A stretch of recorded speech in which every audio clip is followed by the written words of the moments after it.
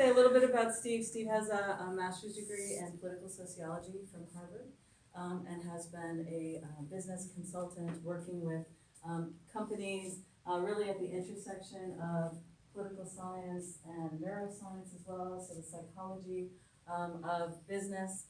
At the same time, he's certainly an expert in multiple areas, including welfare policy, multiculturalism, and as you know from our opening ceremony, those of you who were there, Steve has spent many decades getting to know Sweden very intimately, and shares that knowledge with us tonight as well. So please join me in welcoming Steve Turner. Thank you very much for that, Tina. Lovely seeing so many people here. When I suggested, I thought there might be interest in this, and I'm really happy to be here tonight. Say very quickly, my teaching philosophy in the teaching role tonight is to try to emphasize to people how complicated the world is, and to acknowledge that my understanding of the world is very, very limited. But I will do my best to share with you how I see it, and hope that I will learn more by discovering that people don't all see it as I do. That happens quite a lot. So the idea is to give a kind of quick introduction to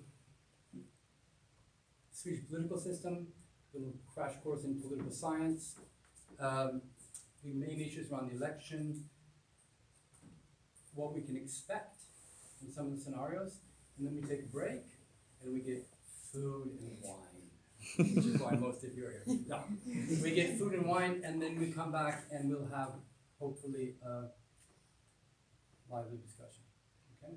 So if you have simple questions, points of clarification, you can interrupt me. But if we get caught in a discussion, I'll never get through the evening. Okay, neither will you, so. From there, the title, obviously, is Barbarians at the Gate, and the idea here is that, quite honestly, it shouldn't be happening in Sweden. This is the kind of stuff that should be happening in Hungary, and it is, or in Poland, and it is, or of course in England, and it is, or the United States, and it is. A backlash against mainstream politics, where so-called extremist forces are saying, we don't think this is working anymore. Why don't you listen to us? They're known here as the Swedish Democrats. A very clever choice of names, because the dominant political party has been the Social Democrats. But the Swedish Democrats signal, we care about Swedes. And one of the crucial questions is, what does it take to become a Swede? I'm not sure I'll be able to answer that tonight. We have several real Swedes in the group, so I've been living here for 40 years, and I'm now both an American citizen and a Swedish citizen. And I find this extremely interesting, fascinating, and also very troubling, where things are going. So I'm going to try to share tonight how I see it. Basically, what is this all about? If you think about it, normally, in Sweden's election, the world says, so? It's a tiny little country, 9 million people, who cares, right? And also, if you know anything about Sweden, it's usually characterized by being so moderate and calm, in the middle of the way. So it's like, some might even call it boring. This year it's not boring. Today's New York Times, I believe. New York Times. Sweden was long seen as a moral superpower.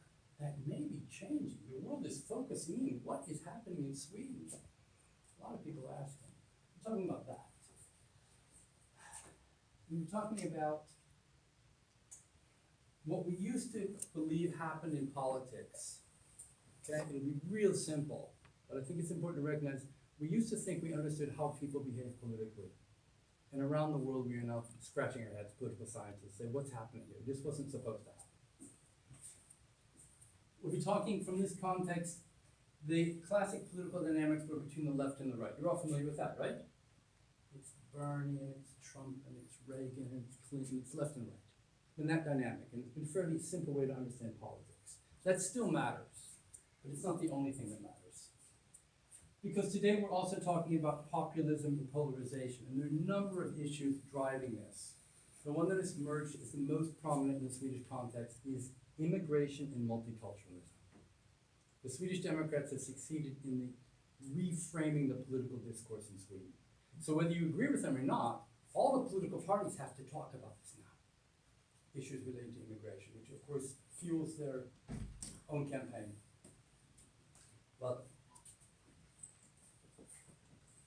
and I will end with a little discussion on what we can expect from the election and how we might resolve it. Old school politics. Any political scientists here? What a great opportunity. Minor. Great. Okay. Here's the idea. Politics works like this. We're individual actors, and democracy gives us a fantastic opportunity to choose the people who will make decisions over our lives. Okay? And we all have interests of our own, and we try to pursue them as rationally as possible. And the simple form of it is, our interests are largely economic. Okay? So Mark, for example, he's going to get a great education, maybe get on a PhD, and Mark, in his economic interest, thinks, you know what I think? I think people with, just like me, people with long education, they should get paid more. And their taxes should be low. Why? Not because Mark and I want more money, but we want to encourage people to get quality educations. Right? And then we look out, is there any party out there that's in favor of high wages for high education and low taxes for people like us? We vote for them. Right? And if you've got a different set of interests, you look out there and say, what I need, I'm going to have, say maybe you're about to have a family, and you know it's very difficult with young kids, and it's very expensive with young kids, and you start looking out there. Is there anyone out there who's offering like subsidized daycare? Maybe parental leave policies? I'll vote for them. Okay? It's a little bit like a political marketplace. And the politicians are hawking their wares. They're like used car salesmen. Sometimes with a very clear resemblance. Okay? Trust me. Okay? Then when we're trying to figure out what's in our interest and how to best pursue it, we all have some kind of ideological view. It may not be terribly well thought out, but you've got some kind of hunch about how the world works, and how politics works, and what taxes do, and what kind of healthcare system we should have. Most of us haven't thought of it very clearly, but we gotta make some kind of decisions. And in this context, the parties emerge, and the parties have a semi-coherent ideological vision. Okay? Because unlike the United States, where you often vote for individuals, okay? And it's an individual of high moral standing and character who cares about the country. It's like guaranteed, and the flag's in the background, the music is singing. Here, people have tended to vote for parties, with the idea a party represents a coherent ideology. You know what you're getting. If you vote for the Conservatives, you know you're going to get a party that's going to try to lower taxes. If you vote for the left party, the former communists, you know that you'll get higher taxes on the wealthy, and the transfers will be made to the poor. They're the Robin Hood party. Okay? And most of us use pretty simple heuristics to figure out who's doing what. What will I get if they gain power? Okay? And from that, you get a fairly simple and rather useful division from the right and the left. So I'm giving a really quick thumbnail sketch of what the right means, what the left means. Okay? There's a consensus pretty strong, or there has been a consensus pretty strong in Western society that even the best mix in the world is how you combine capitalism and democracy. Because capitalism and democracy has produced some pretty amazing results. High levels of individual freedom, high degrees of economic prosperity, people live longer, we got lots of stuff, we got our iPhones, our Androids, we can afford to travel. It's a pretty good game, okay? Well, there's a left wing version and a right wing version of this. The right wing version says, who wants more freedom? Anybody say no? Left? Who wants more economic prosperity? It's like you're sitting there thinking, no. I'm astounded. I don't know. Simple life for me. But you can choose that too, because it's free society. Okay? So if you want prosperity and economic freedom, you should embrace capitalism. Goes back to Adam Smith, Wealth of Nations. Like, pretty interesting, pretty powerful story. Let people pursue their interests, get on with it, and in order for me to make a living, I have to produce something of value that you all pay through the intermediary of DIS. Right? And I might be doing it because I love this stuff, I do, and I want to like help you out better in the world. But in fact, the way it works is you're able to get something of value from me, and of course you will get your skills and you'll do something of value to other people. And in a market, if you're not producing value, you don't get paid for anything. That's the civil life, okay? And then you have this thing with politics. and the state. And the right-wing people, the state. And the state's pretty scary. Because from a right-wing perspective, the state is the locus of power, and the state can force you to do things. It can coerce you. Ooh, that sounds kind of scary. How might the state coerce you? What kind of power does the state have? Well, one, they can tax you. They can say, hey, work hard, make a fortune, and give me either 32% of your income in Sweden, or anything above like 65,000. I want 50%. I'm the state. And you say, yeah, that sounds like a little too much for me. And it's like, I don't care what you think. Either you pay or you pay fines, or you go to jail. That's coercion, right? You better believe it. And they can also do things like, you're thinking, there's this big push, right, for legalization of marijuana, right? It's like, oh my God, if you smoke marijuana, you sell it, they can put you in jail. It's kind of coercive, right? That's what a state does.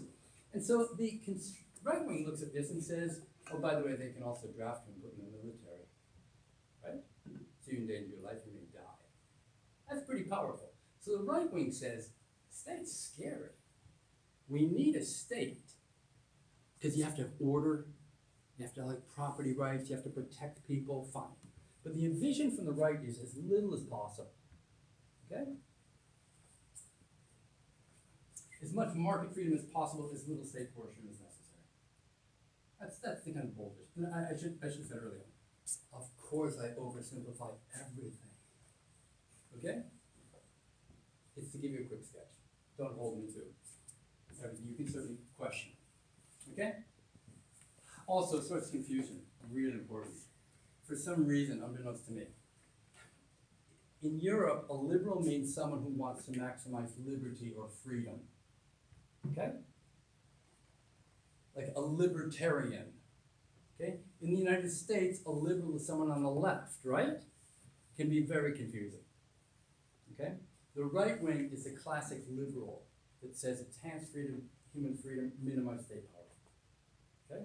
But we call them liberals, not so in the States. And one of the heroes of the right-wing visions, of course, Ronnie. Right? He's the patron saint of the Republican Party. Even though I would be so bold to claim, if he were running for the Republican candidacy today, he would be deemed too left-wing. Because something's happened over the course of the week. But that's another topic, isn't it? Then we got the left wing. Okay? The left wing looks at the capitalist economy that's generating all this stuff. It's pretty amazing because communism is a disaster. You want to live in a communist society? Live in North Korea. They starve there. Look at this satellite picture. You can see the boundary between South Korea and North Korea because North Korea is dark at night because they don't have the means, the money to pay for electricity. That's the reality. All communist societies that have big problems with economic efficiency. Capitalism only generates the goods. The left acknowledges this. But the market also generates some kind of ugly side effects, right? Inequality, unemployment, treating people like economic commodities. What is your worth, right? It's like, now that's kind of ugly. And then they recognize this. Capitalism generates enormous inequality that leads not only to some people having yachts and 7 homes and that kind of stuff, right? But more important is to recognize when people get enough money and you bought everything you could possibly want and you've got money everywhere, the best thing to do with your money is to use it in politics. To start trying to influence political outcomes, to reshape the rules of the game. So you can perhaps imagine this. Imagine if you were very wealthy and you were able to label the inheritance tax the death tax. Oh my God, it's bad enough they tax people while they were living. Now they're taxing them while they're dead. Oh, nasty. Well, if you think of this, if you got a lot of money and you want to pass it on to your kids because, of course, you adore your children, you have selfish genes, you want to help them out, that's what all good parents do, right? Then how about getting control of the political system so you can start changing the rules? Here's another great idea, by the way. Imagine an educational system that was financed through local property taxes. So that if you were living in a rich area, your kids would have schools with lots of resources. Wouldn't that be pretty neat? That's how we finance U.S. education, right? Well, if you're on the left, you think that seems kind of unfair. It seems also kind of inefficient because people born outside of these rich areas don't get to go to good schools.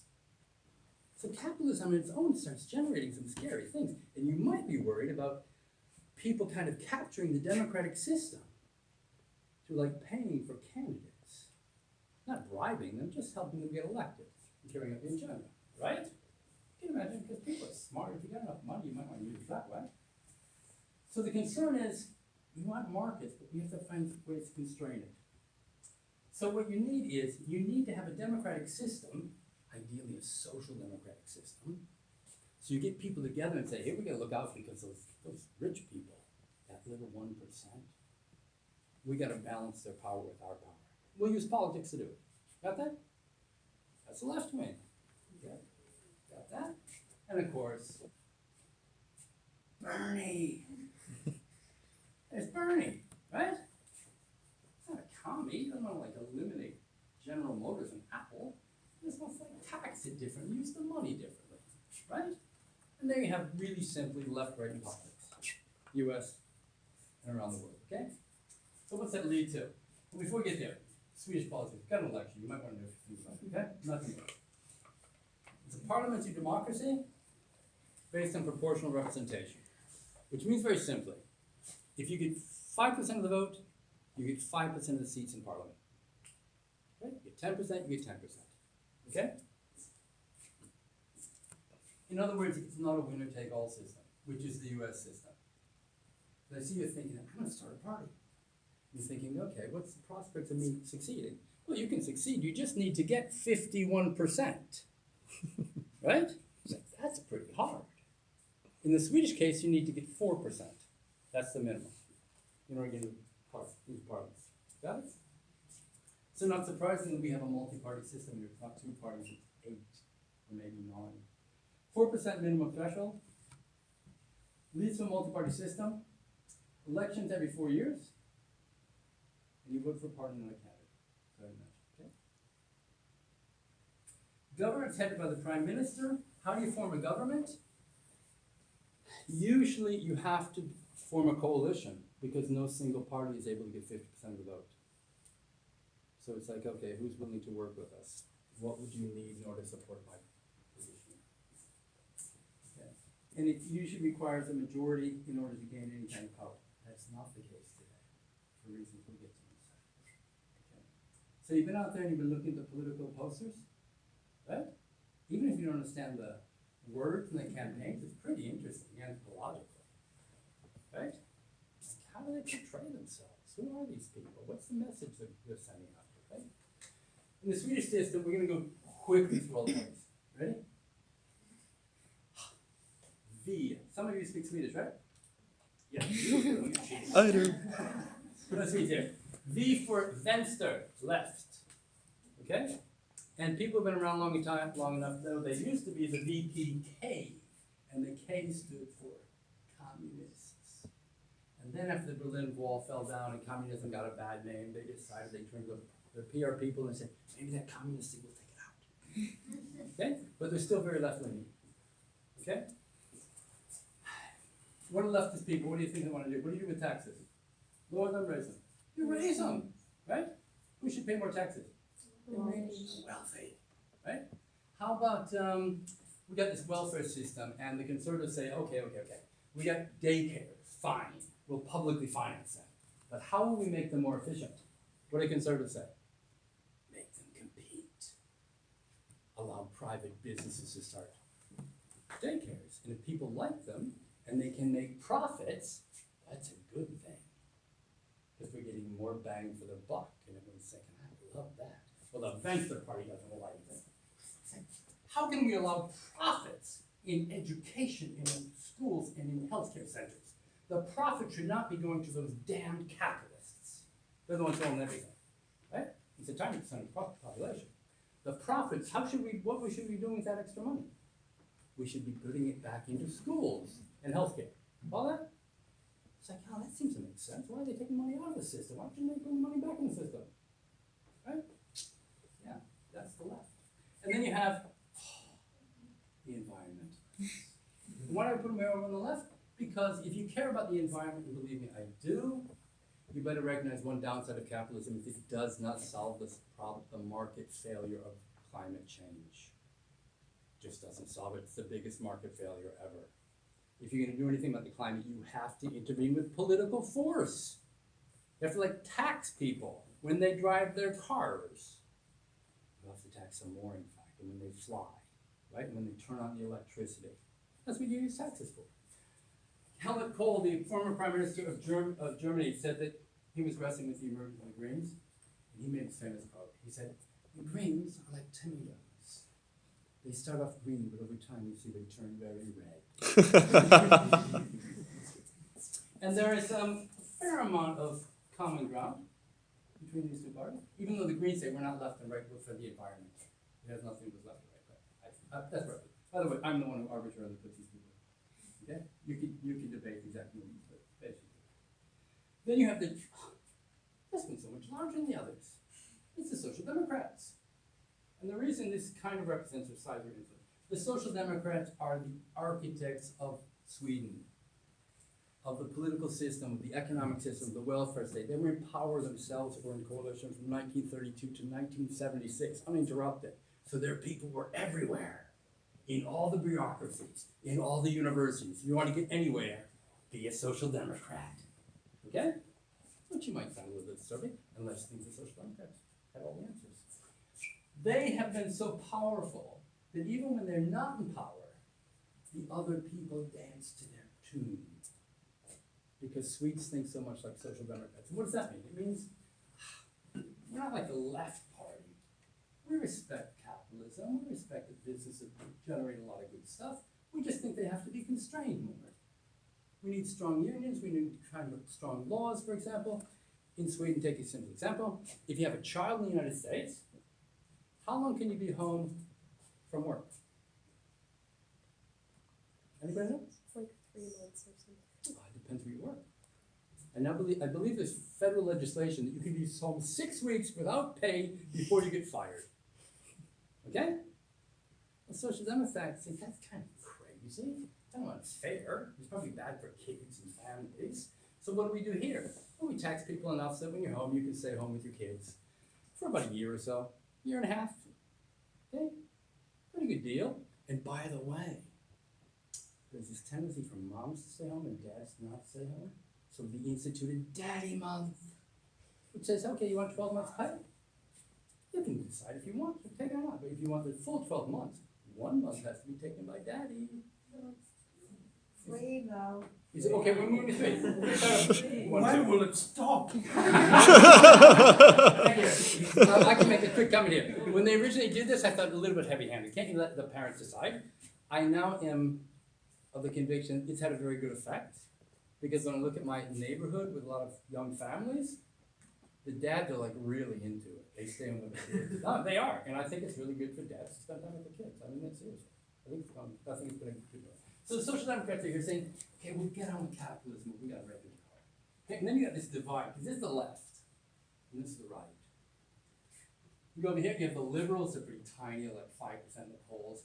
They used to speak scornfully of the liberals as conservative light. Okay? You remember Coke Light. Come on, you want the real thing or not? What they're trying to do is to kind of stake on an area. It's well, we too are for capitalism, but for regulation. We're kind of like them and kind of like them. And they get squeezed. It's no surprise they got 5% of the population. What do you stand for? Right? And it's competitive because there's another group that's really crazy in the Swedish context. The Christian Democrats. In a country that is so secular, please do yourself an anthropological favor and go to the Swedish church on Sunday. It's you can take half the area because no one's there. Okay? It's a very secular society. And the Christian Democrats are out there pushing the other religion, the family, traditional values.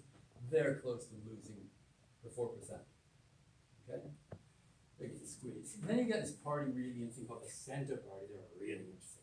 They used to be the Farmers' Party. And farmers, you might realize, like, they're kind of socially conservative and kind of like this. They care about business and so forth. They've gone through a transformation, I'll talk about in a second, but they're too trying to find like the middle position, right? And this is so Swedish, because Swedes don't want to be extreme about anything. Everything should be a middle way. Why do you think which kind of milk do you think is the most sold in Sweden? Have you looked? There's light milk, there's skim milk, there's light milk, there's middle milk, and then there's real full milk. Which one they sell most? Middle milk. It's the green melon milk. It's like, can't be too extreme here. Okay, that's sweet. Okay? So these parties are like, they're trying to find this middle way things for us, because we're all in that way, all of us.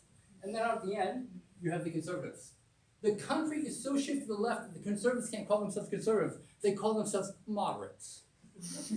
That's no accident. They're moderates. Okay?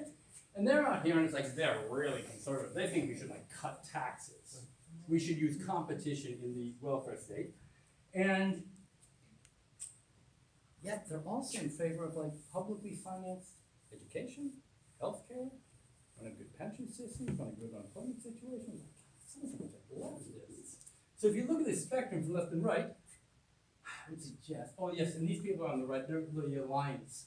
They try to pretend that they share enough in common that they can work together in government. And they actually are the empire, right? Maybe. Okay? Here, everyone's trying to strive for the middle way, right? And finally, I'd like to add that little picture. I should probably read an article on this. Okay? Bernie Sanders, like you all know, is like way out leftist, right? I told my friends in the Conservative Party, it's like, isn't it the case, you guys, that you guys, the conservatives in Sweden, are to the left of Bernie Sanders? Okay? So you think, yeah, there's left, right in the States, there's left, right in Sweden, but it's like the whole spectrum is shifted. Okay? Now they might like over time to shift that back, but they haven't succeeded. You got that? Just had a comment. Yes. Well, I know it's not in the parliament,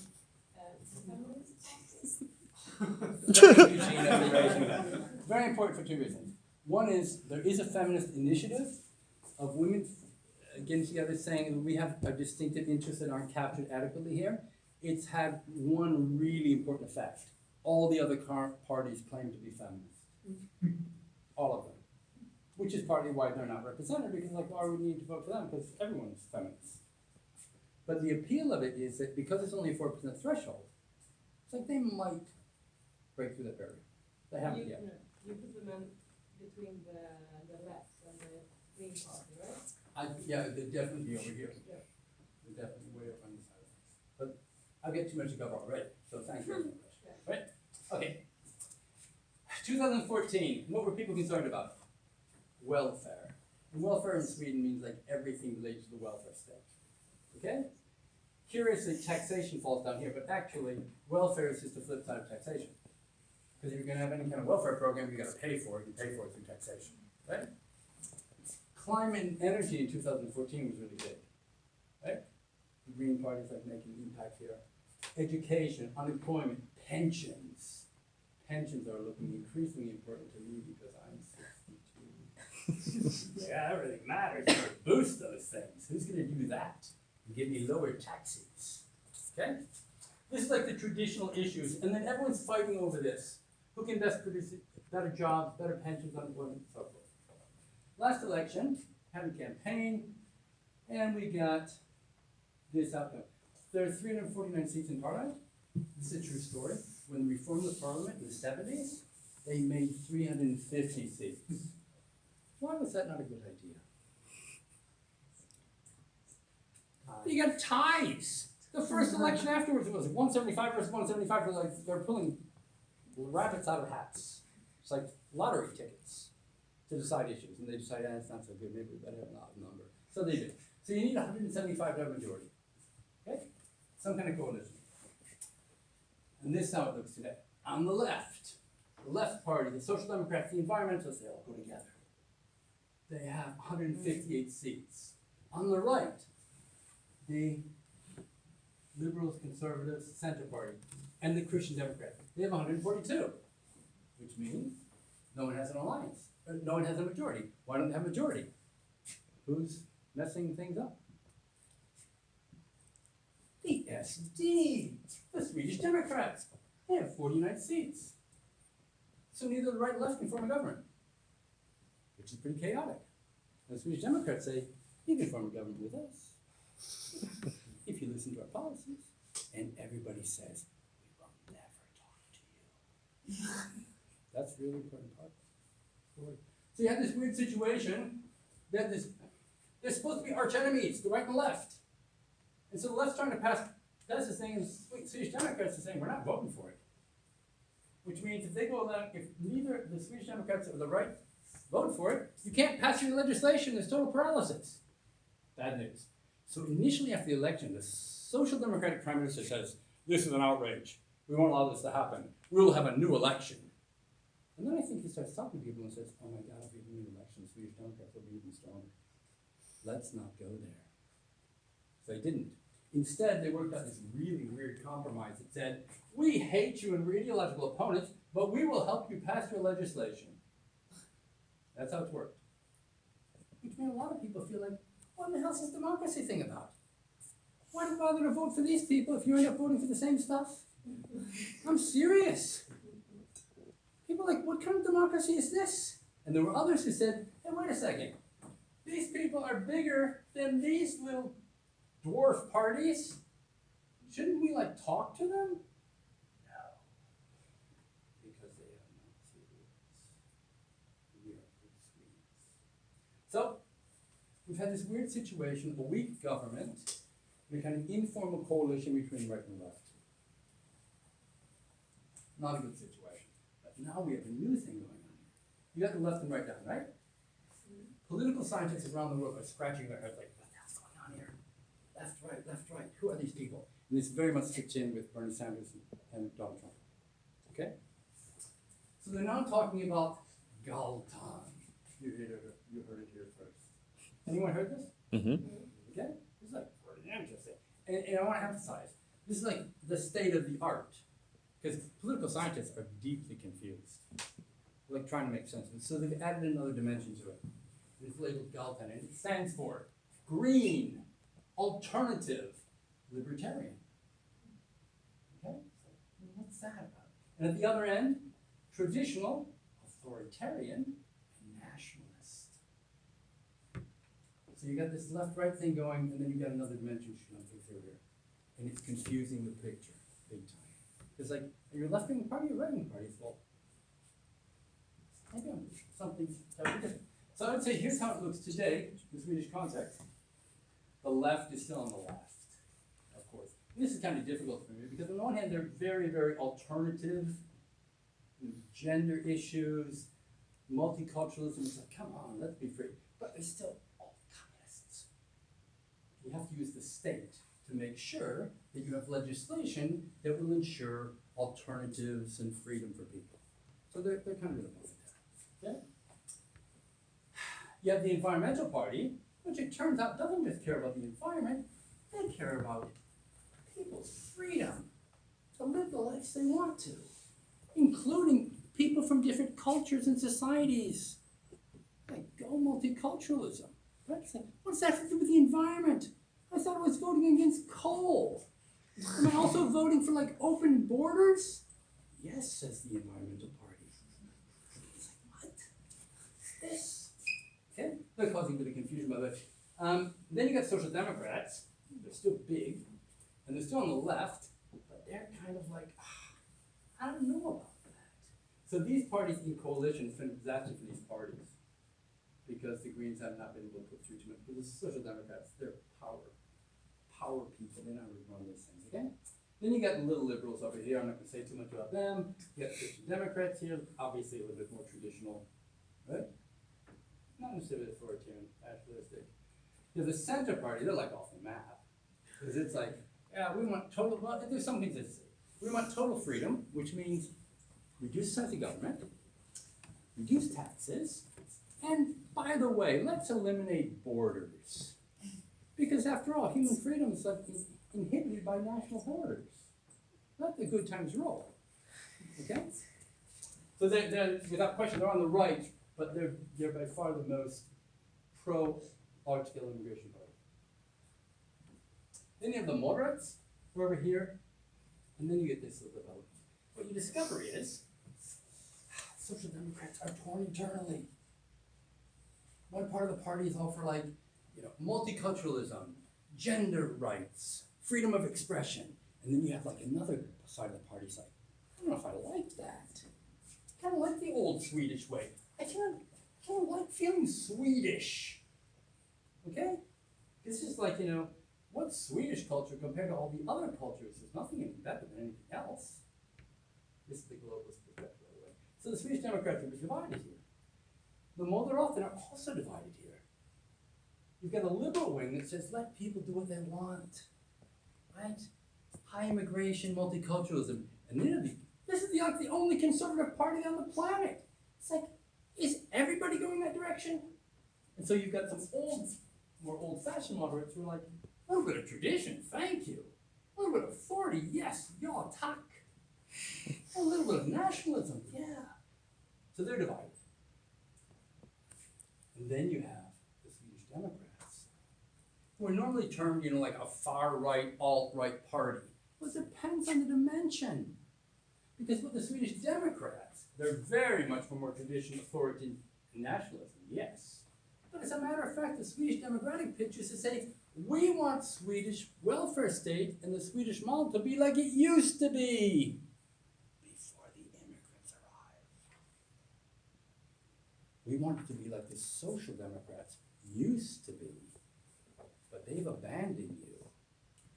You should be turning to us. And their ambition, they may pull it off, is that they will become the largest party in Sweden, which would totally rewrite the political map. It's kind of interesting.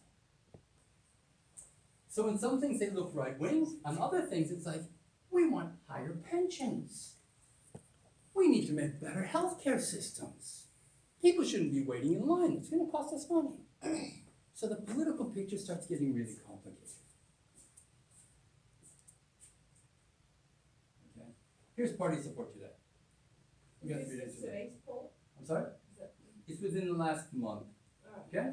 What basically have 10% left party making a surge. The Green Party, by the way, was saved by the fires in Sweden this summer. It looked like they were going to disappear, but suddenly all the fires were burning and people were like, Jesus Christ, it's climate change, maybe it's over. So they get a little boost there, right? But together they still only got 41%. Okay? Center Party, Liberals, Conservatives, KD. The KD's also made a bit of a comeback. In part because people think if they disappear, then the alliance has no chance, and maybe I'll vote for them even though I'm not a Christian, I don't really like this stuff. Okay? So they together only 39%, because the Swedish Democrats are showing 18%. Okay? Or maybe it's worse than that. Because obviously there are different political opinion polls. Right? So if you turn to YouGov today, that's how it looks. There's Stefan Levin, there's Jimmy Åkesson. Swedish Democrats' largest party, 25%. Do I know which one's right? No, but you'll know on Sunday. Also, I found out last week, I love this stuff. If you really want to know what people are doing, check the betting pools. Because you can bet on anything. Opinion polls, people can tell you crap. But if you're putting your money down, you look really carefully at what the odds are. The betting polls are saying Swedish Democrats, #1. They could be wrong, right? People are making guesses, but this is dramatic. Okay, so we've got this whole world saying, what the hell is happening in Sweden? How can this happen? What's happened to my country? The barbarians are at the gate. You got it? My best friends are just besides themselves. And I'm saying, guys, we're all on the left. We've missed something. We didn't anticipate this happening. Nobody did. So how do we come to terms with it? Obviously, I'm oversimplifying, as I always do. I'm aware of it. There's been an incredible mainstream opinion, and Sweden is a special country because it's a small country and there's an incredible emphasis on consensus and no conflict, because it makes us so uncomfortable. But even raising my voice, I can with my wife, she's like, Steve, turn off that American side. You're so assimilated, and sometimes this just comes out. It's like, don't raise your voice! I'm serious. So you watch a Swedish debate and it's like, and they're saying, this is Swedish, like, I think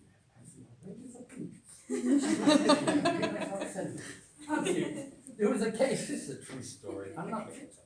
A few years ago, there was like a riot in a suburb and they were burning cars. Okay, kind of a bad scene.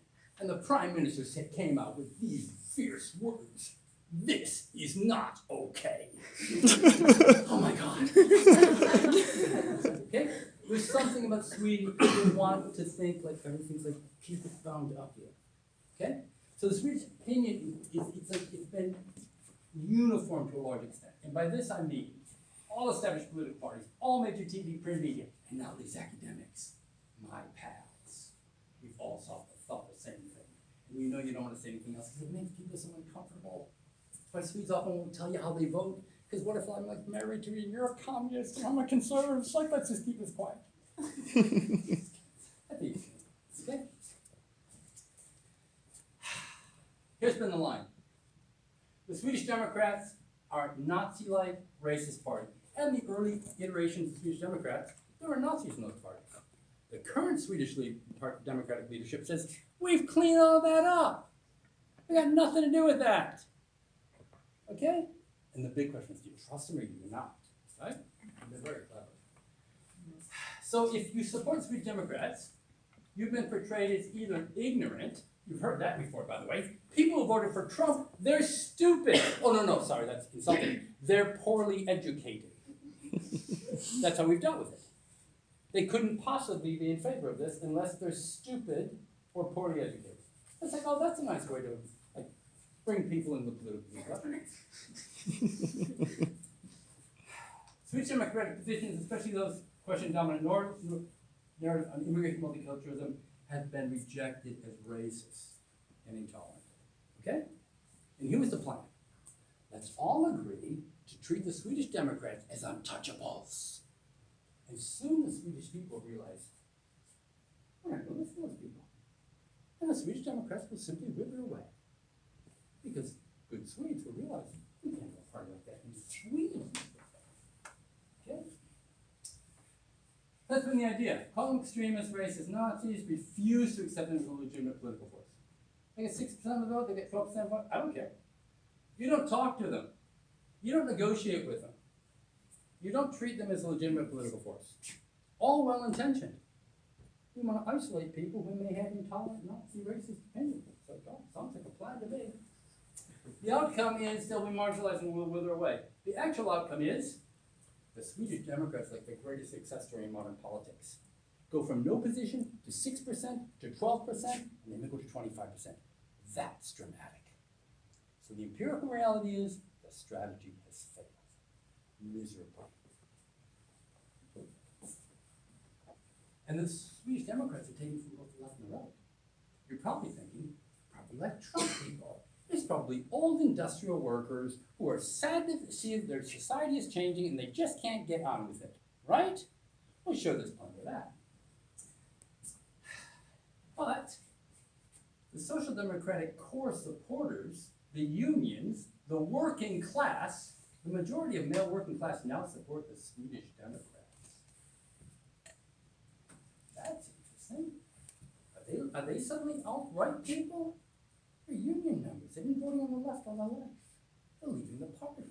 And most interesting of all, the conservatives are losing votes for them. Because people are like, we thought you were conservative. We thought you were proud of Sweden. We thought you were nationalists. So the right and the left are both leaving. And most interesting of all, how about 12% of Swedes with immigrant background are expressing support for Swedish Democrats? It's like, oh, they must really be deluded. They're supporting a racist party, right? They must be really poorly educated, falsely conscious. Or they're the people who live in immigrant areas and know there are big problems there and think, oh, someone's talking about what's happening in our neighborhoods now. I'm just talking out hypothesis. I find it very striking. The opinion poll is showing 18% of Swedes total are supporting and 12% of immigrants are supporting. That's interesting. Okay, here's my alternative explanation. Okay, the version that there's all these racists and closet Nazis in Sweden, or they've been deluded and they're following the racist party. Swedish Democrats tell us another story. silent majority. We can make Sweden red again. If you're Swedish and you think that things aren't that great and someone says we can make it great again, that has a certain appeal. It's like, yeah, come on. And let me tell you this, they are smart and slick. They are so ahead of the rest of the party. So I told my politics class the other day, if Hillary Clinton had hired the Swedish Democrats' PR team and marketing team, she would have been president. Because her campaign was abysmal. And the Swedish Democrats are slick. They're most popular on social media. They make the best political / propaganda films. It's just like, whoa, these people are good. The old parties are like standing on the squares. The little posters.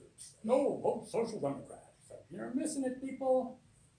Swedish Democrats, they're onto something in terms of how they get their message across. Here's what they're saying. The welfare state is no longer getting better and it's arguably getting worse. Here's the problem. Not only in Sweden, this is a big issue. This is the entire Western world. In the 20th century, many countries, Sweden very clearly, goes through a period in which things get dramatically better. My wife's father was born in Norrland. There were 12 kids in the family. His mother died when he was 13. He went to school for 6 years and then started working full time. Desperate poverty. And in his lifetime, he's able to get a stable job, a secure job, buy a house, see his 2 kids go to college, get health care. It's like, I love this place. The Social Democrats are making the world a better place. It was real. Here's what happened. We ran into problems with things like globalization, international competition. That's tough. We run into problems with mechanization, artificial intelligence. It's like knocking out people's jobs. That's tough. And the biggest problem of all, I think I'm going to say immigrants. No! It's the demographic problem. That you had a baby boom, I'm part of it. And there's lots of us, and for a while we were working and paying taxes into the system. But now we're going to retire, and we expect all these benefits because for God's sake, we paid our taxes all our lives, right? But guess what? Then there was a baby. Boom, baby crunch. People started having less kids. We have so few taxpayers. That's the problem. There's not also young people, taxpayers paying to the system, and we expect everything. We think we're entitled to it because we paid all our taxes all our lives. That was the deal. All right? Then the Swedish Democrats, they shift the focus because it's hard to mobilize against your grandmother. So they point to immigrants. The reason things aren't as good as they used to be is because all these immigrants cost so much money. And that's been dismissed as like, oh, what racist propaganda. Well, we'll look more carefully. But the big problem is me, my generation, grandmas, okay? But it's hard to mobilize campaigns against the people. The other thing they're saying is that the social contract's broken. Things are getting worse. Politics isn't delivering the way it used to. It's like blah, ha, blah, ha. Whoever you vote for is the same crap. They all say the same things, they do the same things. Nothing happens. And then they argue that the Swedish elite has championed the interests and the culture of immigrants at the expense of Swedes. That's the basic storyline. And they're attracting people's attention. Okay?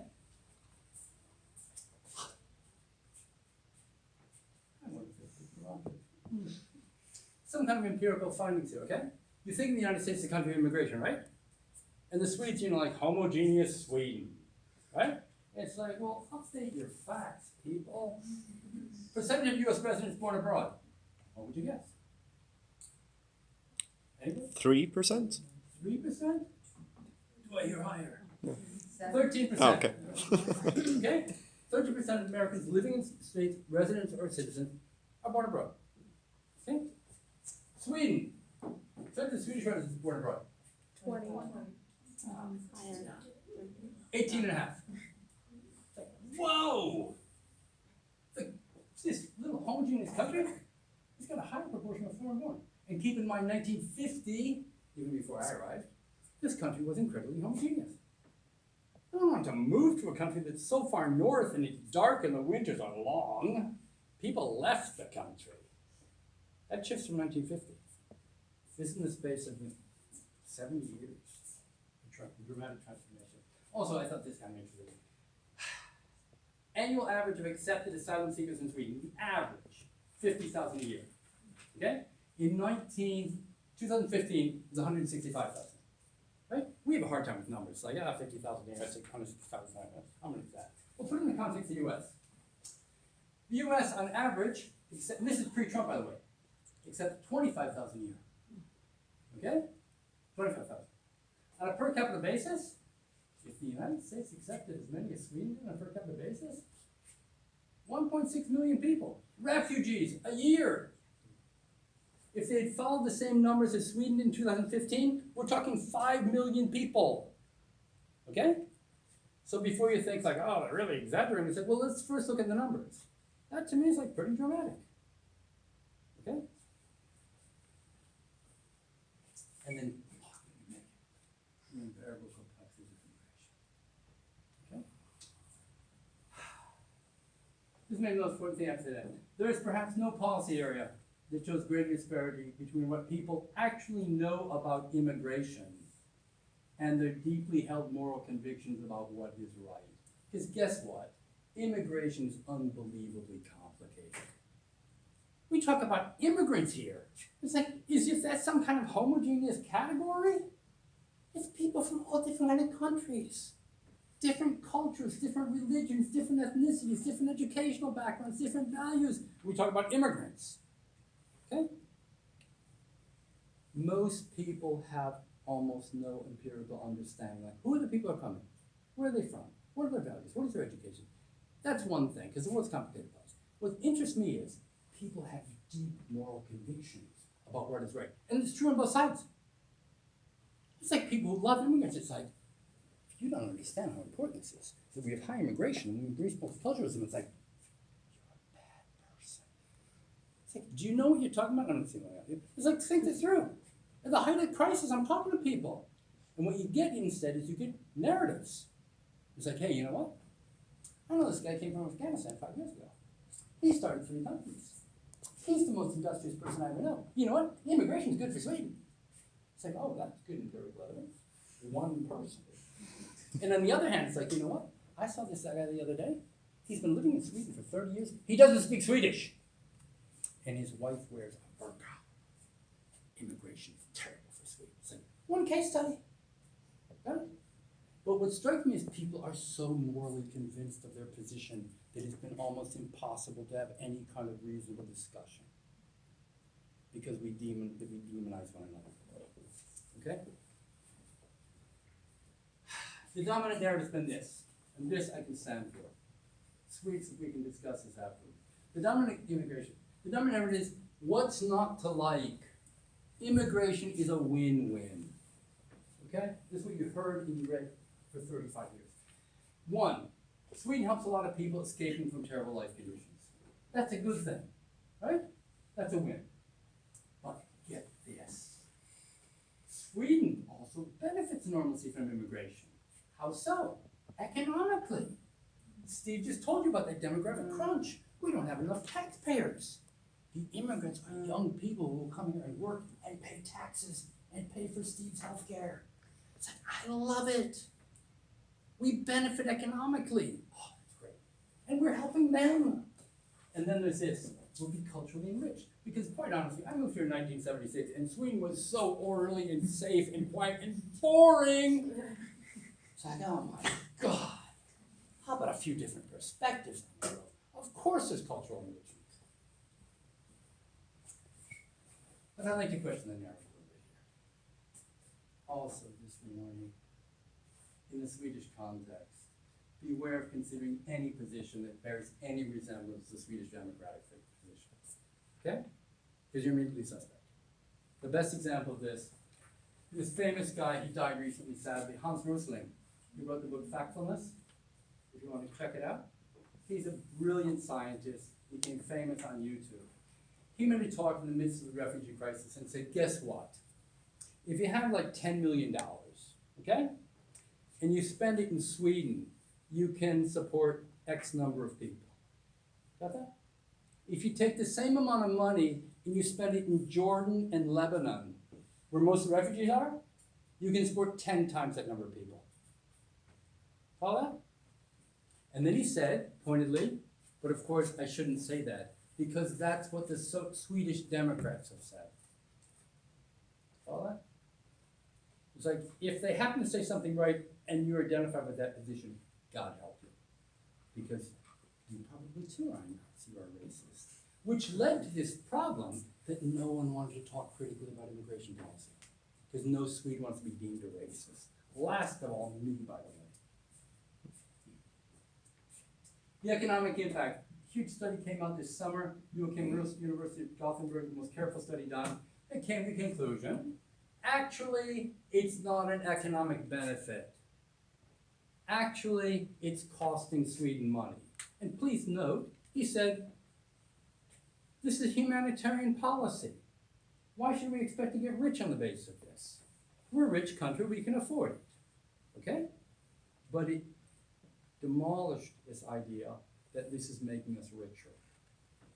The main problem is people don't work to the same extent. On average, a new arrival in Sweden takes 7 years to get any kind of job. How are they supported in the meantime? Through very generous welfare payments. They're financed through taxes. Right? It's like, yeah. Okay, one more slide. On multiculturalism, the critics, not the Swedish Democrats, say Swedish culture is distinctive and actually it's somewhat at odds with the norms and values of other cultures. Okay, not everybody acts like Swedes. Have you noticed that? It's actually a kind of special culture. And many Swedes are not surprisingly proud of their culture. I mean, if you want to get Swedes saying, oh, is there anything good about your country? They'll probably say, oh, we've made some advances in gender equality. It's illegal to hit our children. We put a lot of money into the care of children and having families that can spend time with each other. It's like there's a lot of good things. We don't shoot a lot of people, right? We don't have like constant mass shootings. It's like there's a lot of good things. We haven't been in war for hundreds of years. It's like, come on, give us a break for something. And when cultural norms differ, when they conflict, it's not easy to see how they can be negotiated. Give a simple example. Swedes are really into gender equality. They think that women should work. Women should work because it gives women their own income, their own autonomy. You can bail out of a bad marriage or a partnership, for example. It's good for women to work. Okay? It's like a really strong tradition. It's also essential because we need women to work hard and pay taxes to finance the welfare state.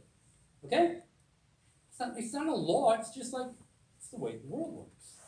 What if people come from a different tradition, which is most of the world, that says, actually, when kids are young, maybe up to 10 or 15, maybe the mom should be home with them.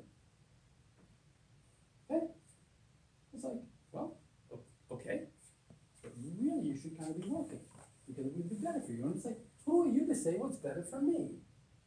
I have a very different view of the world. All that? And so suddenly the Swedes are like, oh, well, we can't be telling, like, Muslim women they should be working. Here's the irony. Remember the Christian Democrats? Remember that? This fine little party like the only party policy they were famous for, they suggested that instead of all Swedish kids going to daycare at like 1.5 years, maybe we should make it possible to allow parents to stay home longer, to be with their kids. Not force them, just give them an option. All that? We pay them more money. Guess what happened?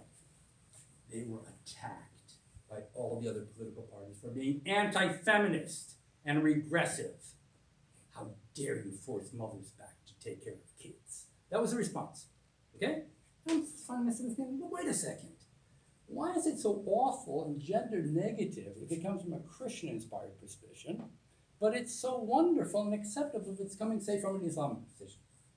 Well, it's like I'm kind of confused. Seems to be like the same orientation, but the one's retrograde. Give it up, Christians. And the other one's like, oh, I have such respect for your culture. This is something the Swedish Democrats are tapping into. People are like, what's this? And then finally, Swedes are such multiculturalists. But if you look at how they voted with their feet, you find an interesting pattern here. Immigrants are often segregated in residential areas with almost no native Swedes.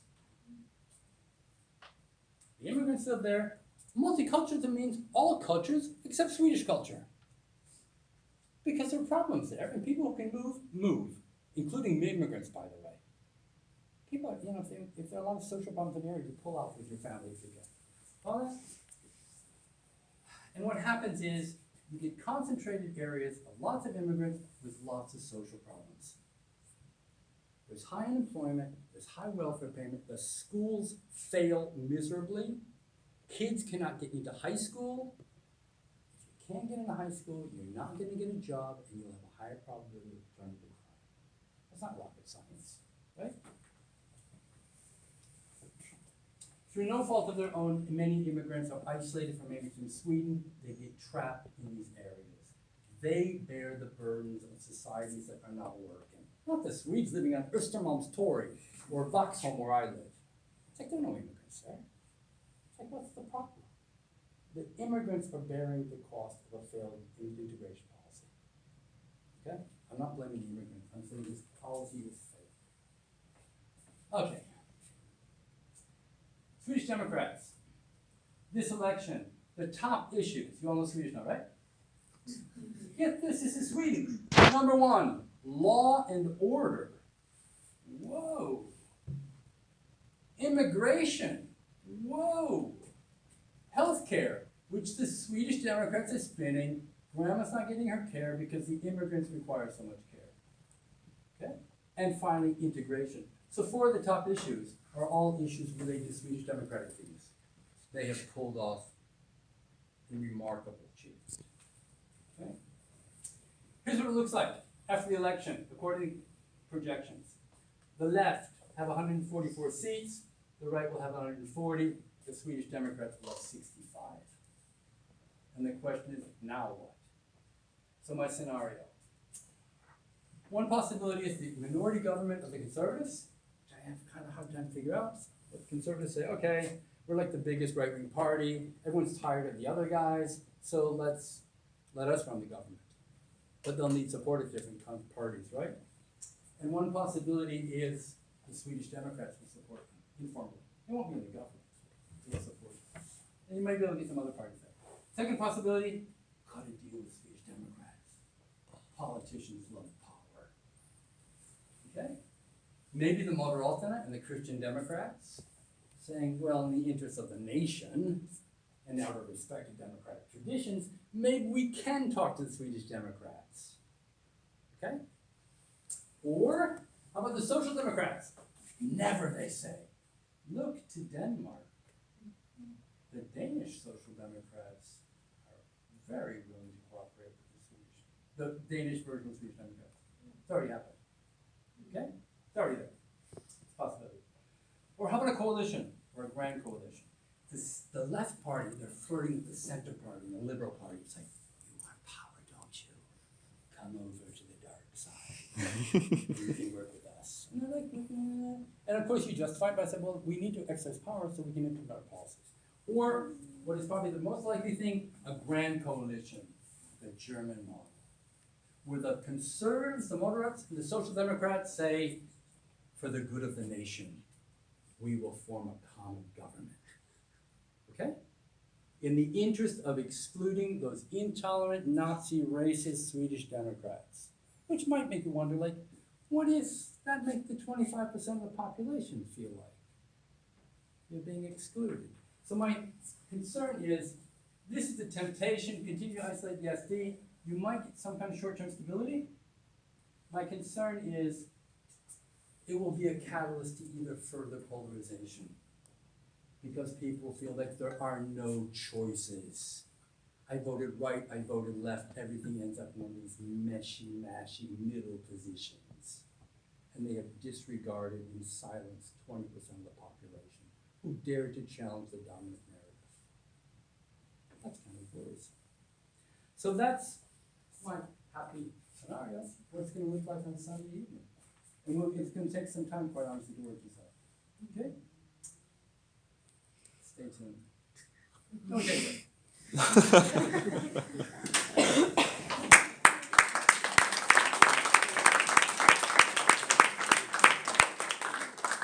Talking it now. What I'd like to do is have an opportunity for questions. in discussion.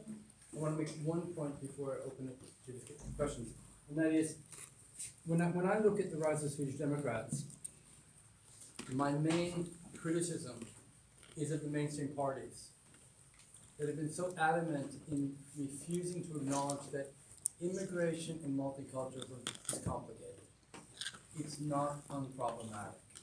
I think you can make a case that you can make a very positive case for why immigration is good, why multiculturalism is good, but to deny that it's hard to pull off, I think has left a completely open goal for the Swedish Democrats, and they have seized it. I'm not comfortable with the Swedish Democrats being the ones who are going to respond to these challenges. I would much prefer a mainstream party doing it. But the mainstream parties have lost a lot of credibility because they're now like talking tough. And the Swedish Democrats are standing there saying, they're just bluffing. They've had all these years to do something about this, and they didn't do anything. We're the only ones who've been consistent on this, which I think the mainstream parties are the ones who are responsible for giving that opportunity. I think it's most unfortunate. But no one else has been willing to tackle the challenges. I spoke with a guy in Gothenburg who's a fantastic person in this context. He took over a failing school in Gothenburg in one of these troubled areas, a no-go zone. And he's an Afghan Swede, and he's a big burly guy. He took over the school, it's failing, and by failing I mean 30% of ninth graders, 30% qualified to even get into high school. 70% can't get into high school. They'll never get jobs. He took it over, and it was one of the most refreshing discussions I've ever had, because he said Swedes have good intentions, they have not thought things through. And the metaphor he used was that Swedes think that, there's a Swedish expression, those of you who speak Swedish, they ordnar sig. It's like, it'll work itself out. And he said, for Swedes, it's like, here's multiculturalism, it's like a huge jigsaw puzzle. You pour it on the table and it's like, it's gonna work itself out. He said, no, it's not. We're gonna have to work hard to put the pieces together. And I think it's possible to put the pieces together. But to think it's just gonna work itself out, I think has been extremely naive, and it's led to the situation we're in today. So I hope that we come up with better ideas. That's all I'm saying. And you're all sitting there with questions and ideas or comments, and many of you are Americans and thinking, I really should be American and speak up, and I feel so intimidated. So who wants to start? First of all, personally, want to comment. My think is, I think with the with the Sweden Democrats, is the biggest problem is that they have fascistic elements in there, and so they are probably racist, but probably that's not the big problem, because now it's immigrants and later it's the Jews. So I think that will be is the bigger problem with the party. But this development which we have now in Sweden, we had it in Austria, France, Hungary, other countries. Is there any example that where a country or a society could handle that in a good way and solve it? So before these elements became too big. That to me is one of the most disturbing questions that is raised by critics, saying, if we look at large-scale immigration in Europe, we look at a wide range of different policies to deal with this, the French model, the German model, the British model, and so forth. None of them show a great deal of success. Some are better than others, very clearly, if we're willing to look carefully, empirically, at which ones need better to be creating jobs, breaking down barriers. But it's not easy anywhere.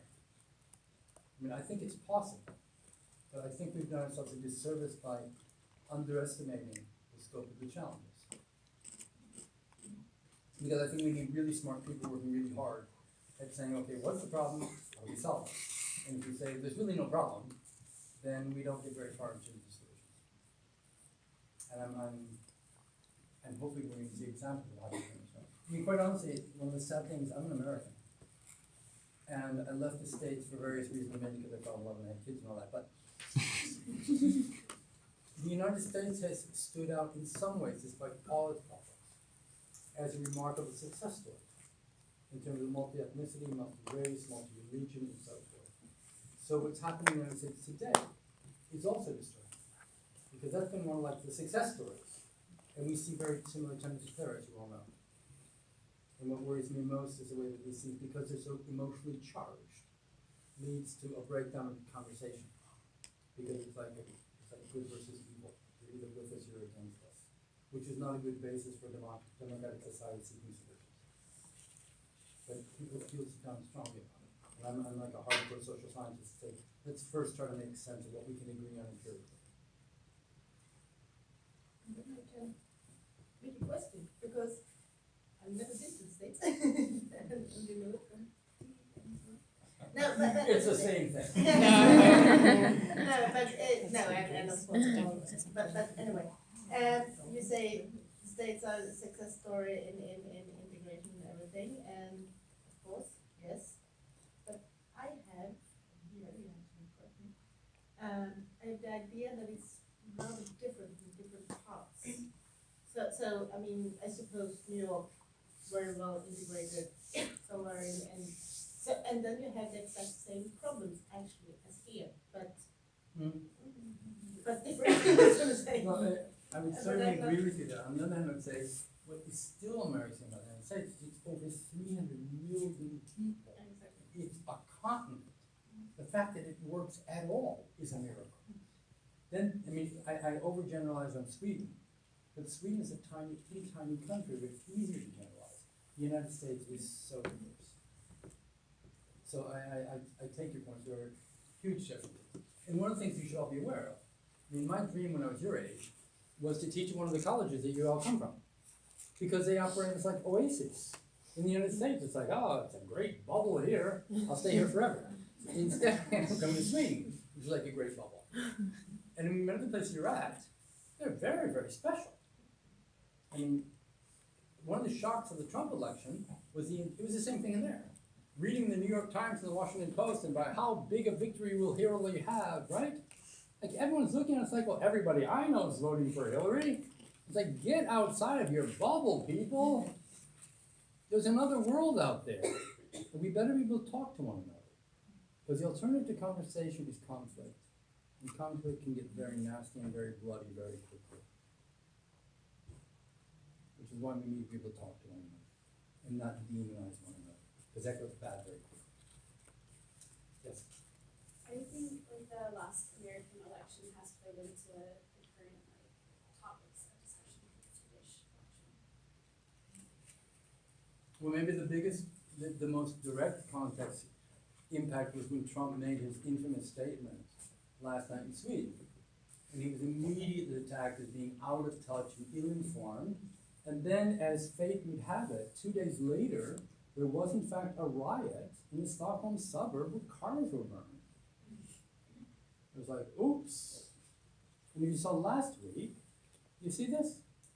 You see the YouTube videos last week, 100 cars were torched in Gothenburg? It's where I'm going with my core course, by the way. And it was filmed because everyone has mobile phones. And the By thugs train, walked. we hope. Pardon me? You're going to go Yes, by I'm train? of course. I'm going If you can find it very easily, you got a lot of international attention, but what's most galling is it's an apartment complex. And there's cars parked there. It's just like normal people with cars that they used to get to work and drop their kids off at preschool, right? And there's young guys, you can see the guys, and they're masked, and they're walking around pretty calmly, tossing Molotov cocktails, bashing in windows. And the signal is kind of like, we can do whatever the hell we want to do. There are no cops, no one's going to stop us, we are in charge. So that's 100 cars, they have insurance, what's the problem? Those kind of visual images boost the Swedish Democrats even more so. And the most unfair thing is this. This is a really profound point. Remember, this is nothing else. You with me? Got enough wine? Yeah? We have to develop the capacity to maintain two thoughts in our head at the same time. Okay? It's tough. So what you get is like, my God, immigrants are highly overrepresented. So example, this is something like this, like 40% of people in Swedish prisons for serious crimes have immigrant background. 40%, okay? And then our sloppy minds is like, oh my God, 40% of immigrants are criminals for violent crimes. It's like, no, that's not what I said. Most immigrants are not criminals. Most immigrants live like normal lives. They want to get up in the morning, have a cup of coffee, hug their kids, go to work, right? But you have to be able to maintain the two sides. In the Swedish context, like to point out like there's an overrepresentation of crime of people with immigrant background, then you were a Nazi. Because it might lead people to think that they're all criminals. It's like, if that's the consequence, it's horrible. But then to say like, oh no, there's nothing to that, has fueled the Swedish democratic narrative that says the media is lying to you. They're not telling you the truth. And I think we underestimate human beings' capacity to say, okay, I can see the difference. Immigrants are overrepresented here, but that doesn't mean most immigrants are criminals. Follow? But you have to take a step back and think it through a little bit. And because we become so impassioned and emotional about these things, it's like our brains were short-circuited. Yes? You said if after the election, they try to like isolate the Swedish Democrats again, you thought it was gonna like escalate in the future. What do you think that would possibly look like? I'm totally speculating. My biggest concern with Sweden and the world today is that people are losing confidence in the institution of democracy itself. And people start thinking like democracy is a sham. And maybe we should have like a strong leader. Maybe we should be more like China, which is doing some incredible things with a dictatorial communist party. They seem to have their act together. They're moving. Or maybe we should be more like Russia. Putin's very popular. It's like maybe all this discussion about, all this parliamentary stuff, they're not doing anything. That worries me. And not least the people who have been more or less treated as if their opinions and their votes don't count. That those would be the people that say, okay, let's change the rules. And what I used to believe we had secured, democratic institutions and freedoms and so forth, like we got that. It can't slip. I would be perfectly honest, and I now wonder, could it slip? Because it's not an isolated event. It's signs around the world. So actually it's up to your generation. Make sure it doesn't slip. Because we're old and lazy and we're like sipping wine in the evenings, drinking lattes. It's like, it'll be up to you. Yeah, I'm curious where you would maybe say that like Donald Trump and those guys fall on that new spectrum, because like I see him as sort of a parallel to like the Swedish Democrats, and I don't know a whole lot about the Swedish Democrats, but it seemed to me like part of the appeal of him is not necessarily that he's so traditional, but that he's so like radical and anti-establishment. Absolutely. That's directly connected to the earlier question. Part of the support for Trump was the disgust with Washington and politics as usual. In a sense, it's like, let's just roll the dice, right? Which I think is a very, very frightening prospect. Because it's very easy to tear things down. It's very difficult to rebuild. But I think if you look on that scale, there's very clearly more appeal to traditions, okay? Authoritarianism. Oh yes. I'm the only one who can be trusted with facts. And the facts you thought were facts, the truth you thought was truth, there are alternative truths, there are alternative facts. Right? That's real truth. That's happening today in the United States of America. This is not Turkey we're talking about. It's happening in the United States. An appeal to nationalism? Oh my God. I'm teaching security course in the international relations. The rest of the world is just totally perplexed. Like, who is this? And in an article in the I'm quoting, this isn't me. He said the Trump doctrine is essentially, we're America, bitch. We do whatever we want because we can crush anybody, and you better adjust. Okay? And it's like, the whole appeal, make America great. Not like make the world great, make the world a better place, like make America great. And that has proven to have a lot of appeal. So, if you look around the world, it's an incredibly exciting time to be studying politics. Yeah. But things that I thought were like established and we've learned our lessons is like, nope. It's up for debate. A lot of people are debating. Kim? But I thought it was interesting what you said that holding two forks in your head at the same time, because what I've seen is that the Sweden Democrats is working with one simple narrative, like it's all immigrants' fault. And that's the Absolutely. fact that they cannot get a job until 7 years, but they have been within it.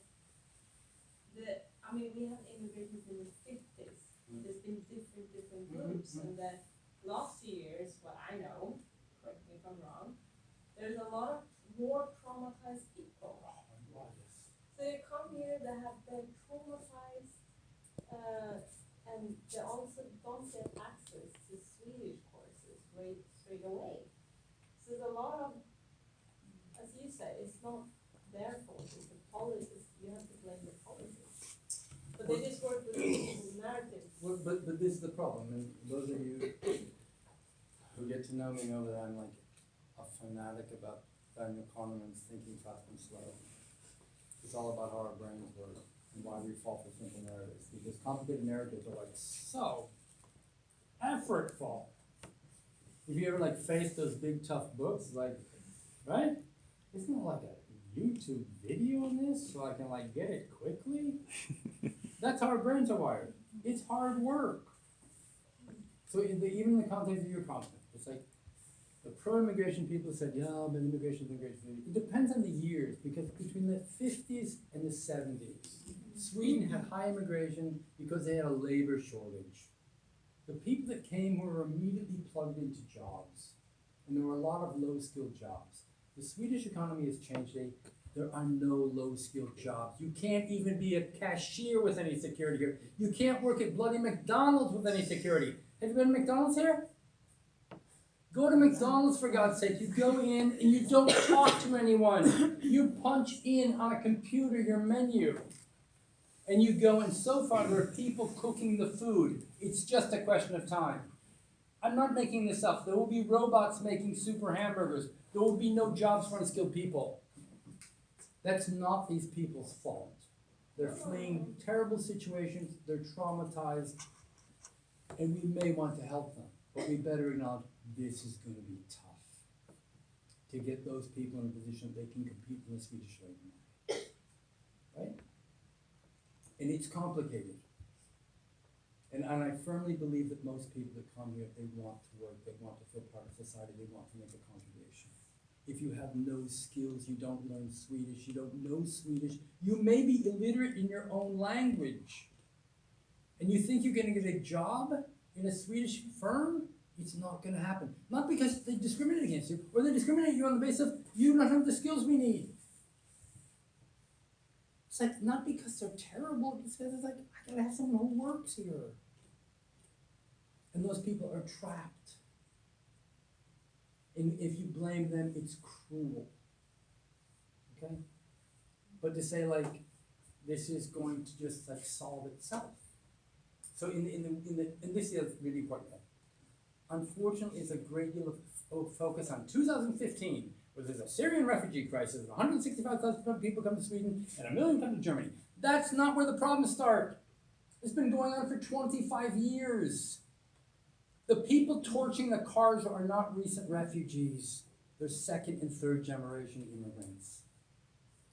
The refugees that come here, for the most part, are so grateful they've escaped horrible situations. Like, thank you, Sweden, tack så mycket.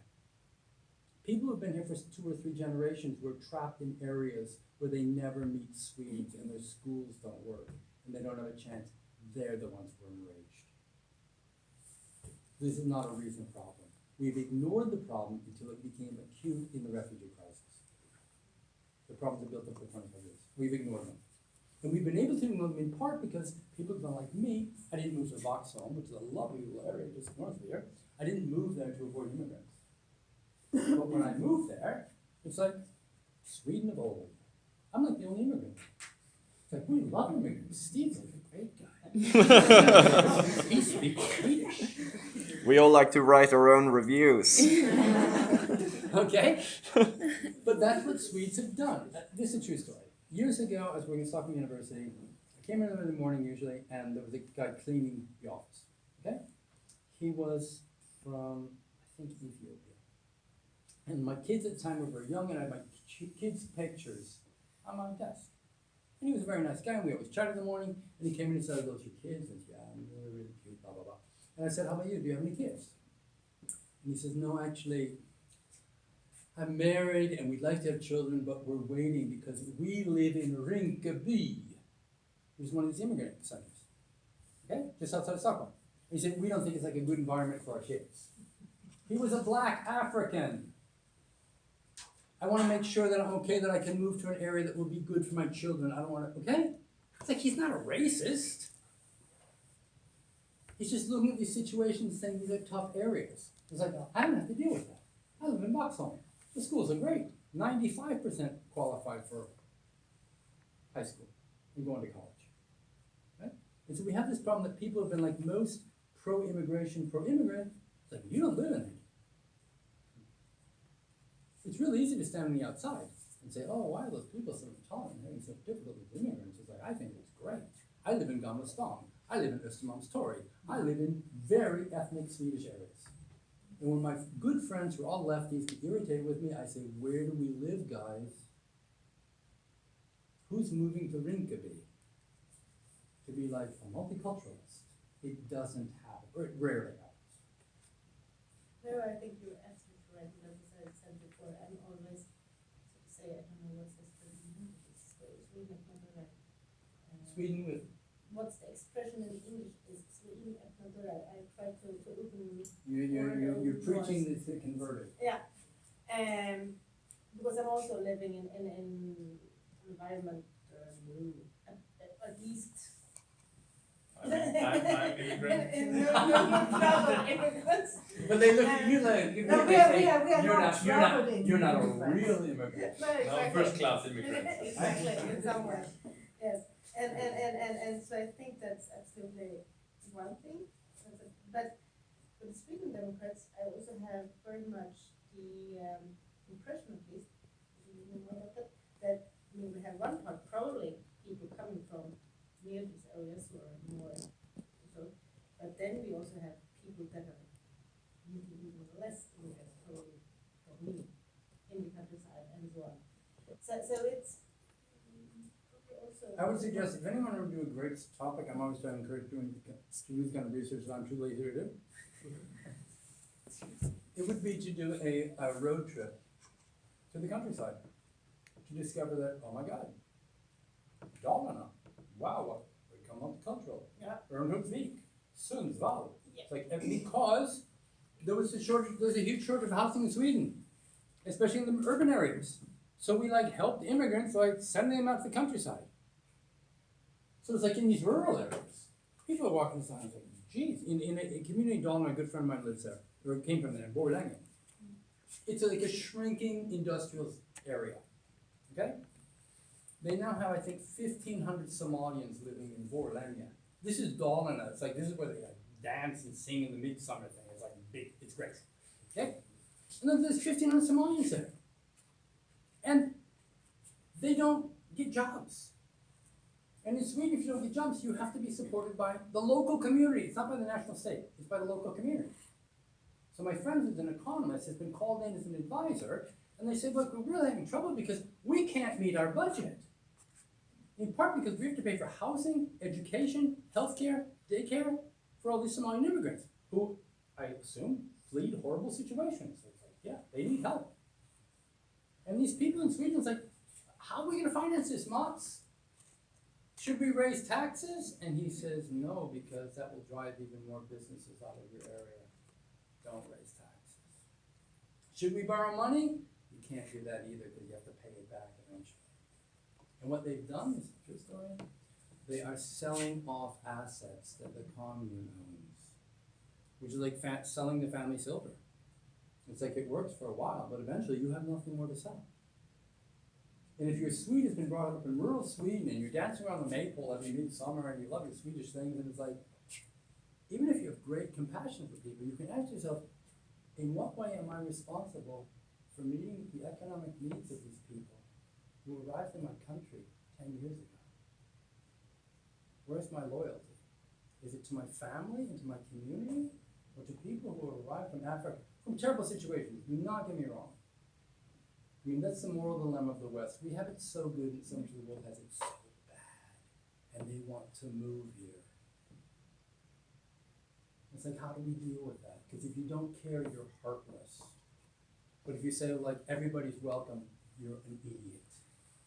Because it can't be sustained. At some point, everyone will agree you have to have boundaries. You can't have unlimited, right? Because there's like 1 billion people who live on $3 a day. 1 billion. Okay? So it's like, okay, let's help all those people. Well, where will they move? Right? At some point you say, this is where we stop. We can have debates about where that should stop and so forth. Because we live in incredible prosperity. Much of the world lives in desperate poverty. Because of this internet thing, you heard about that?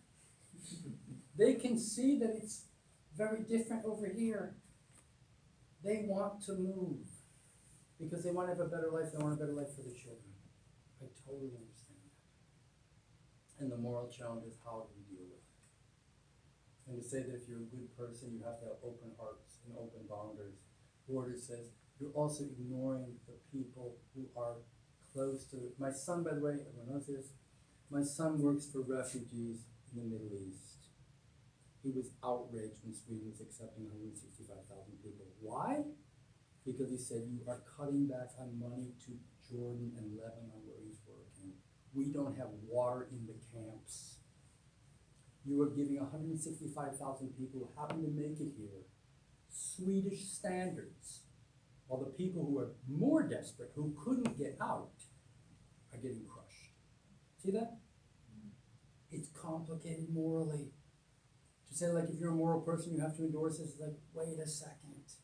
There are millions who are trapped in much tougher situations. Now, again, if you think we should do both, fine. But no Swedish politician said, let's increase taxes to pay for all these people we care about. Instead, it was like, we'll somehow manage this. Teachers will somehow be able to take on new kids. Doctors will be able to provide this care, as if the doctors and the teachers and the social secretaries had all this free time. It's like, oh yeah, bring them on. I got nothing to do. People are working flat out. And now we expect them to, like, somehow make this work. With no extra resources, nothing else. I mean, it's not realistic. Gina. I was thinking of Brexit, and after sort of the election there, people got shocked, and it's been all over the news in every country, I guess. And now Great Britain even tries to take it back somehow, I'm not sure. But how many percentage of the voters of Sweden Democrats are aware of the fact that Sweden Democrats want to exit the European Union? Good Because question. that's a fix it. Very good question. Very good question. I think I would say this, the simple answer is Swedish Democrats are like supporters of any parties. They have a very poor understanding of their party's profile. They vote largely on the basis of pretty simple narratives, good gut feeling. Yeah. I don't think they know much about what the whole thing says. But neither do the Moderates or the Social Democrats, would be my plan. We're all that way. Victoria. Do you think that anything with regards to whatever the outcome will affect the European Union, like in the same way that it was, like impacted with Brexit, or how do you think that the EU will stand with regards to the vote now? I put it in this context. Jonathan Haidt, who's one of my favorite thinkers, I recommend you go to YouTube immediately and start listening to some of his videos. He's very bright. He's trying to make sense of polarization in the world, US politics. He used the category of globalists and nationalists, which are like on the Galton scale. And what he points out is that globalists are kind of people who think like, you know what, I don't care where people come from. I think national borders are ridiculous. In fact, I know all kinds of people from all kinds of countries and they're just like us. And he points out, yes, they're just like you. They're very highly educated. They're part of a global elite. They don't have much connection to their own country because I can live in Paris or in Berlin or Stockholm, I don't care. And they believe like this is the way the world operates. Most people are not there. Most people don't feel as secure as the global elite in dealing with all the challenges. And the people who feel insecure retreat into a sense like, who can I trust? And that leads not least to nationalism. It's a common theme in Brexit, it's a common theme in Swedish Democrats. I think the EU was a great project in the beginning, attempting to prevent the catastrophe of national warfare and the end of the world, which it will be. Okay, we have nuclear weapons now, it's like it's all over if it happens. Sorry. But the EU has been driven also by an elite that has been convinced that they understand the real interests of people. And there's been an attempt to convince people that you're not really Italian or French or German, you're European. And people have said, screw you.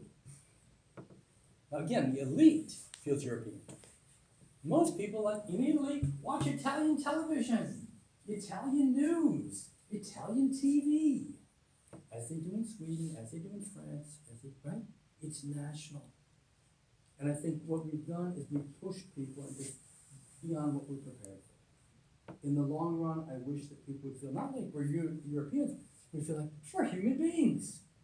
We share all these things, but we're not there.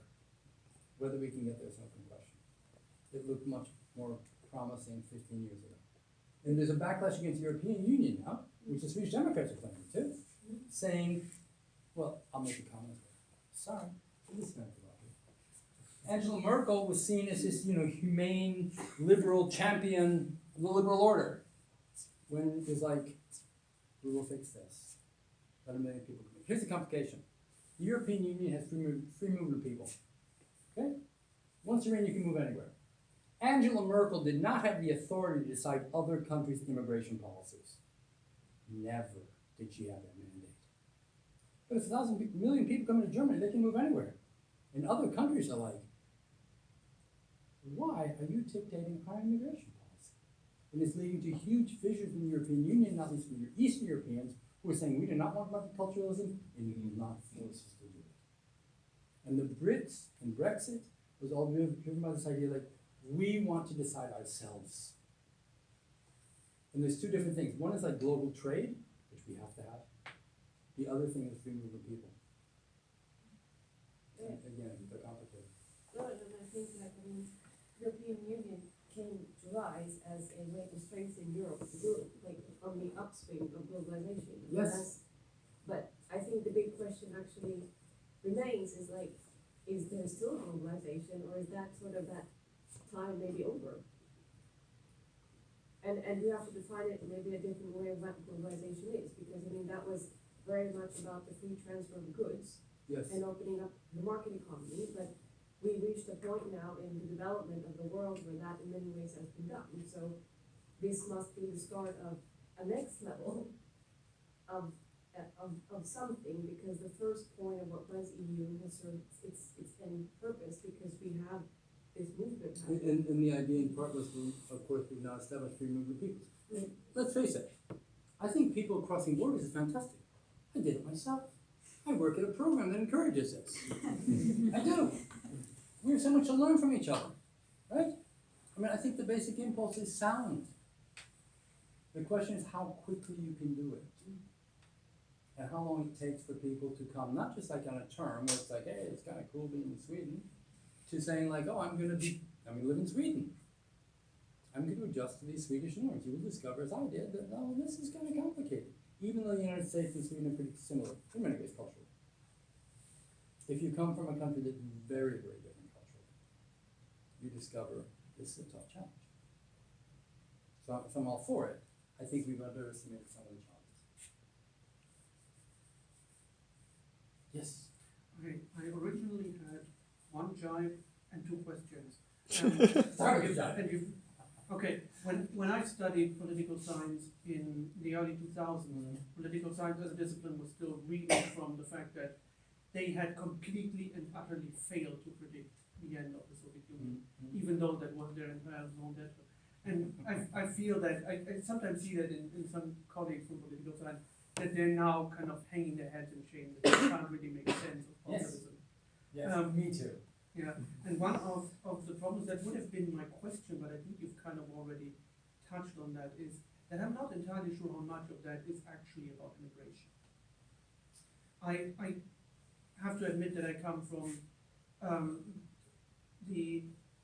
there's kind of two smaller counties in Germany that constantly shift their position in being the poorest, and I'm from one of the contenders. Kind of working class background, the neighbors are truckers and so on. And you kind of, every time you come back for Christmas, you notice that the discourse, the atmosphere is getting worse. It's becoming more racist by the year. And when that began, you constantly had this kind of discussions about immigration would always end with, how can it be that people who aren't even from here come here, get an apartment and so on, and that's where the flip side came.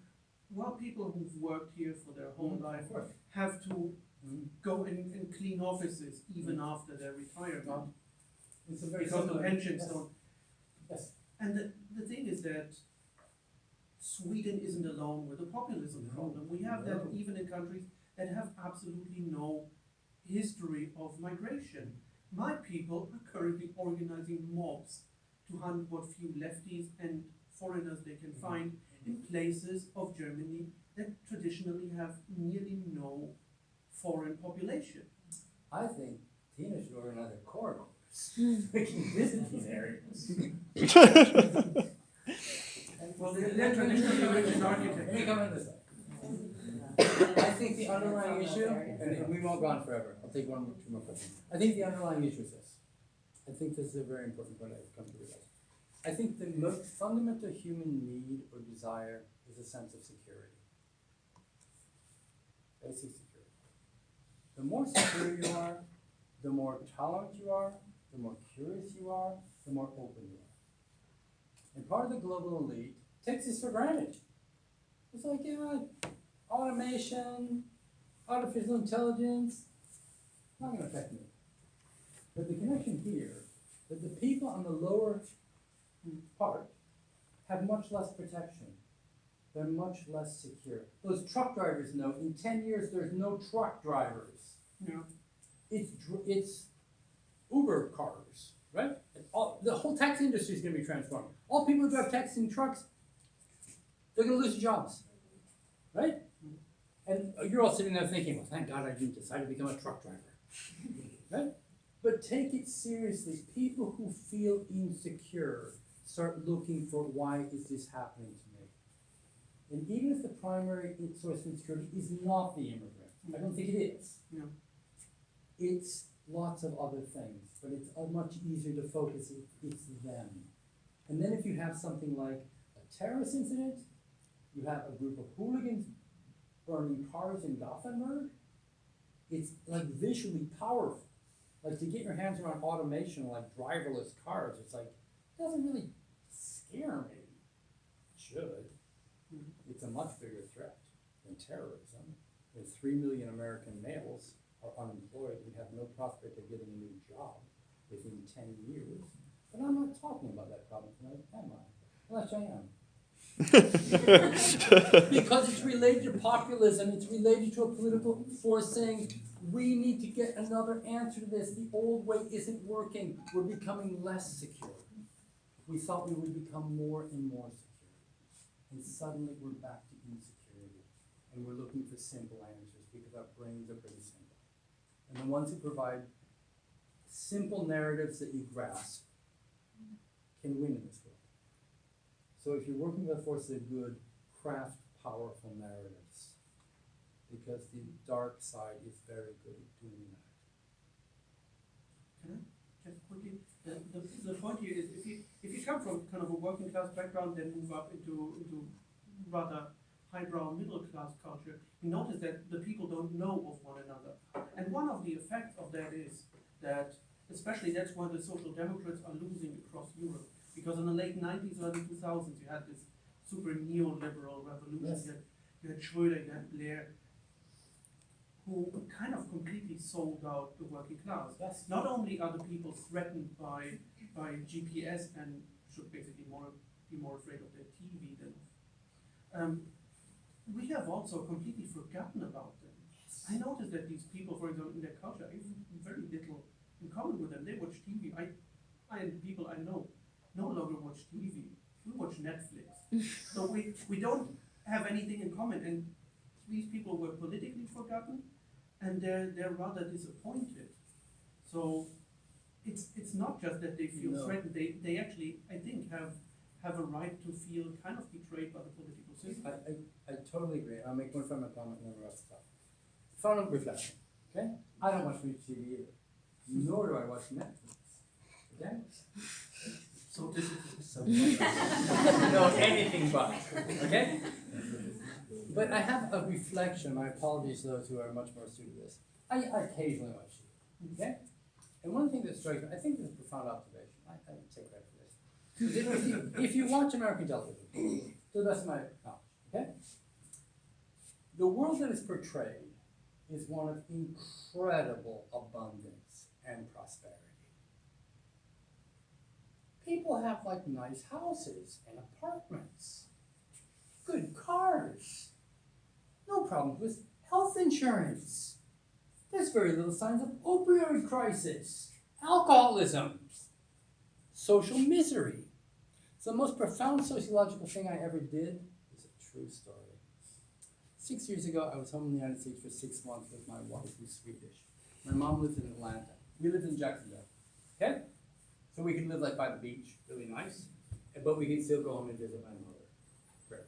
So we're taking the superhighway back and forth to Atlanta, okay? One day my wife says to me, "This is so boring. Can't we take another road?" So we do. We take Georgia State Highway, which runs parallel to I-75. Do it sometime, people. If you want to see social misery, it's trailer camps, it's liquor stores, it's gun shops. It is such deprivation. Those people are not only ignored, they are never seen. To my knowledge, the only TV show that dealt with it was Friday Night Lights. Remember that? There you saw another side of America. There are so many people who are living in the United States who feel completely ignored, they are invisible. And Trump succeeded in convincing them that he somehow felt their pain.